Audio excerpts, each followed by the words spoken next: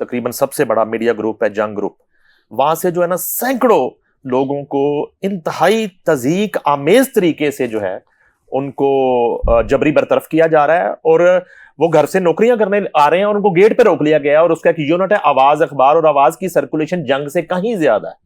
आज भी वो बंद कर दिया गया, 2 दिन हो गए, सैकड़ों लोगों को निकाल दिया गया है। जंग लाहौर के न्यूज रूम में सीएनई को नीचे गेट रोक लिया गया है, साग शाकर को, और उन्हें कहा गया न्यूज रूम के लोगों को कि उसी 40-50 हजार सैलरी में कराची ज्वाइनिंग दे दे अगर आपने नौकरी करनी है। इस तरह की एक ब्लैकमेलिंग वापस शुरू। सबसे अमीर आदमी कौन है? ये एलोन मस्क। Elon Musk. उसने कितने फारिग किए ट्विटर जब टेक ओवर किया? उसने कितने फारिग किए अपनी स्पेस एक्स के उसमें? रिचर्ड ब्रांसन से बड़ा बिलियनियर कौन है? उसने कितने फारिग किए वर्जिन अटलांटिक पे, वर्जिन ट्रेन में और अपनी बाकी उसमें। देखिए, एक कारोबार होता है और कारोबार की एक इफादियत होती है, और ये दुनिया का एक असूल है, चाहे हमें अच्छा लगे चाहे हमें कम अच्छा लगे। हम खुद कई बार फारिग हुए इस वजह से। अगर एक इदारा एक मालिक को कमा के नहीं दे रहा तो वो उसको खैरात के तौर पे तो नहीं चलाएगा।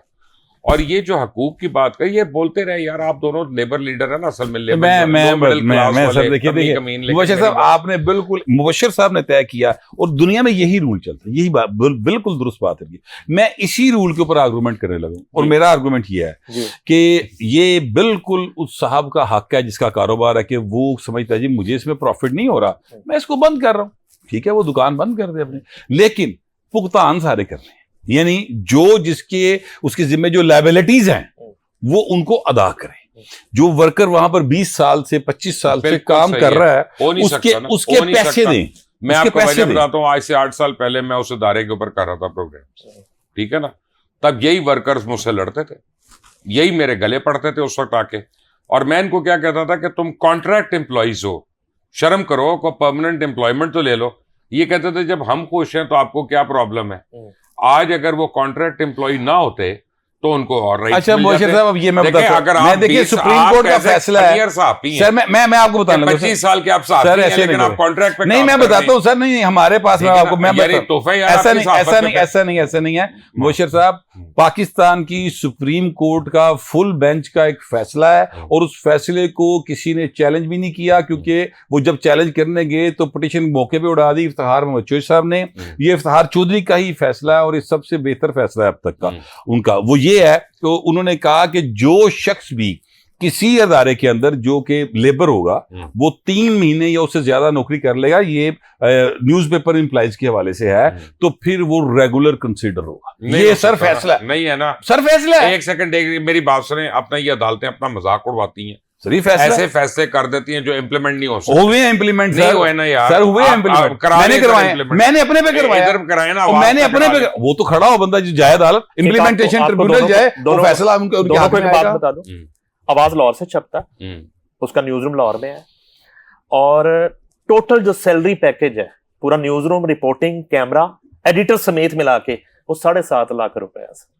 7.5 लाख में मीर की आवाज बंद कर दी। एक मिनट, मैं आपको यही तो कह रहा हूं कि 30 साल पहले जिसने जॉब शुरू की 22,000 पे, आज अगर वो 24,000 पे है, तो इसका मतलब है वो या तो 2 नंबरी कर रहा था, ठीक है ना, या वो कुछ और काम कर रहा था।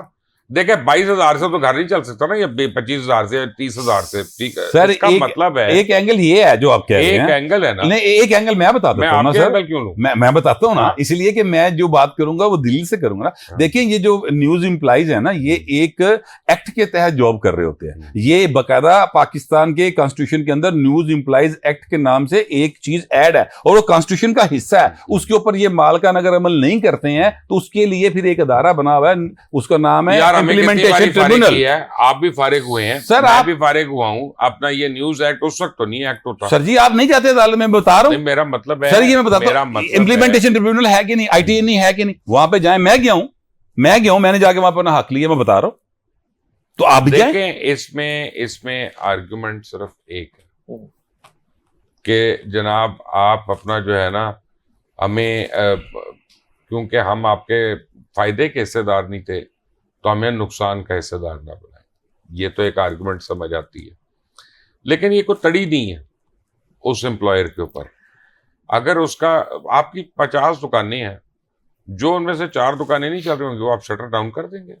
ठीक है, इसमें कर दें, ऐसी कौन सी क्या लेकिन मसला? मार्केट का उधार तो देना है कि नहीं देना, थोड़ा वो सा तो भुगतान करना ना, वो करो। थोड़ी सी अखलाकियात इतनी तो होनी चाहिए। 30-35 साल जिन लोगों ने दिए, जिन पत्थरों पे आपने ये बिल्डिंग खड़ी कर दी, इमारत खड़ी कर दी, आप उनको जमा करें एक जगह पे, आप उनके साथ बैठें, आप उन्हें बताएं कि नहीं कारोबार चल रहा है, ये इश्यूज हैं, आप इस तरह सर दरवाजा बंद कर देंगे? नहीं यार, मेरा मतलब है कि आपको भी पता है, मुझे भी पता, मैं खैर अब मेरा नाम मीर शकील तो नहीं है, मैं उनको डिफेंड तो नहीं कर सकता, लेकिन मैं एक बात जरूर कह सकता हूँ, क्योंकि हमारे अपने इदारों में ये प्रॉब्लम होती है। मैं भी एक छोटा सा इदारा चला रहा हूँ, हमें भी फारिग करने पड़े हैं लोग, नई आमदनी नहीं है, क्या करें? ये बात ठीक है, लेकिन आप उनको सैलरी देके फारिग करते हैं सर, ये ऐसे से पॉइंट नहीं मिल रहे हैं। ऐसे भी होते हैं, बाद में आ जाते हैं, वो कहते हैं जी हमें आपके इदारे से सैलरी नहीं मिली। अब क्योंकि मैं हर एक से डील नहीं कर रहा होता, ठीक है ना, नंबर 2, नंबर 3, नंबर 4 वो डील कर रहे होते हैं, मुझे पता ही नहीं होता ये आदमी हमारा एम्प्लॉय भी था कि नहीं था। और अभी तो हमारे थोड़े से नंबर है ना, यानी दर्जनों की बात कर रहा हूं ना। ईरान, इजराइल, अमेरिका जंग पे बात हुई, सेर असल गुफ्तगू हुई, मुबशर लुकमान साहब ने की, गौहर भट्ट साहब ने की, इसके साथ ही साथ पंजाब हुकूमत की मुबैना करप्शन को भी डिस्कस किया हमने, और लव गुरु पर मुबशर लुकमान साहब ने जो है लाजवाब कर दिया है, और बिल्कुल उन्होंने हमें बात ही नहीं करने दी। तो अगले प्रोग्राम तक के दीजिए, अगले प्रोग्राम से एक पहले इजाजत चाहिए जी सर। नाजरीन अगर हमें कमेंट से बता देंगे तो कर लेंगे, क्योंकि भट्ट साहब की आप हालत देखें, भट्ट साहब अंदर से टूट चुकी हैं बिल्कुल। यार खुदा, तो अगर आप हमें इजाजत है यहाँ पर, जैसे गायबाना नमाज जनाजा होती है तो हम गायबाना आरती शिवानगी की उठा सकते हैं, यहाँ पे भट्ट साहब ने उसको चिता को आग लगानी होगी, भट्ट साहब आपने हम टेबल को ही आग लगा दे यार। भाभी से इजाजत ले ली थी शिवानगी के हवाले से, या यार मैं तो सच्ची बात है, को सती होने का तैयार है। मैं तो सच्ची बात ये है कि मुबशर साहब ने जब कहा ना कि लोंडी बनाया जा सकता है, तो मैंने इस आइडिया से इतना इत्तेफाक नहीं किया, मैं नहीं संदूर वाला काम ठीक है, तो मैं तो ये शिवानगी के लिए, शिवानगी की दीवानगी में आप मुब्तला नहीं, दीवानगी दीवानगी कोई नहीं, मतलब लोंडी बनाने से बेहतर आप संदूर भर दें। हमें बता दें कि हम शिवानगी के यहाँ पे आरती उठा लें, और भट्ट साहब जो है उनको नहीं, ऑरेंज कपड़े पहना देंगे, व्हाइट बनाते हैं उसमें, व्हाइट बनाते हैं, और गेंदे के फूल पहना देंगे इनको हम। यानी पाकिस्तान आग लान टुरे है शिवानगी ना, कोई प्रॉब्लम पाकिस्तान में जिसने अफसोस करना शिवानगी का, वो गौहर भट्ट साहब से करेगा, बल्कि संजय भट्ट से। बिल्कुल, संजय भट्ट से आके अफसोस कर ले अपना। संजय भट्ट इस वक्त अंदर से चिकना चूर हुआ। नाज़रीन हमें दीजिए इजाजत, अल्लाह हाफिज।